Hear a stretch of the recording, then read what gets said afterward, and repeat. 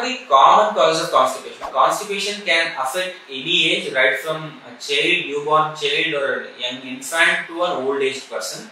But commonly constipation is seen more often in an elderly population.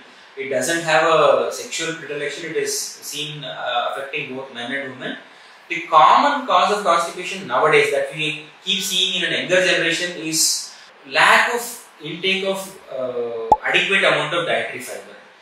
Recommended dietary allowance అని అంటాం. అంటే మన normal జీవితంలో మనకి ఎంత ఫైబర్ అయితే అవసరమో అది మినిమం టు మినిమం వచ్చేసి 25 to 30 grams in our 24 hours of food intake.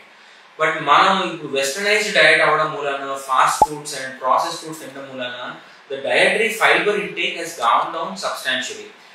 In the sense మనకి ఎంతైతే ఫైబర్ అవసరం ఉంటుందో అది బాగా తగ్గుతూ వస్తుంది. మన ఫుడ్లో అడిక్వేట్ ఫైబర్ లేకపోవడం ఒకటి, తర్వాత అడిక్వేట్ క్వాంటిటీ ఆఫ్ ఫ్లూయిడ్స్ తీసుకోకపోవడం, ఈ రెండు కారణాలు కాన్స్టిపేషన్ అవ్వడానికి చాలా కారణంగా మనం చూస్తూ ఉంటాం. సో మనం తీసుకునే foods like non vegetarian food, let's take for example like chicken కానివ్వండి, మటన్ కానివ్వండి, any non veg source of food లో ఫైబర్ క్వాంటిటీ అనేది ఆల్మోస్ట్ నాన్ ఎగ్జిస్టెంట్ అండి.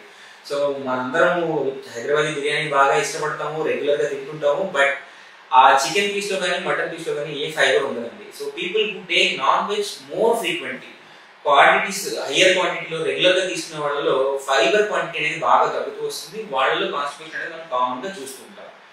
తర్వాత processed foods, anything that is made out of maida, white flour, so pizzas, burgers are westernised foods other than salads are usually lacking in fibre.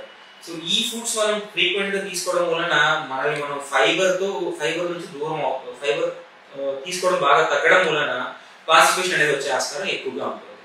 So పాత పద్ధతులు మన four fathers చూస్తే process food అనేది చాలా తక్కువగా ఉండేది వాళ్ళ మీల్స్ లో. సో కాన్స్టిపేషన్ అనేది ఇంత కామన్ గా చూసేవాళ్ళం కాదు.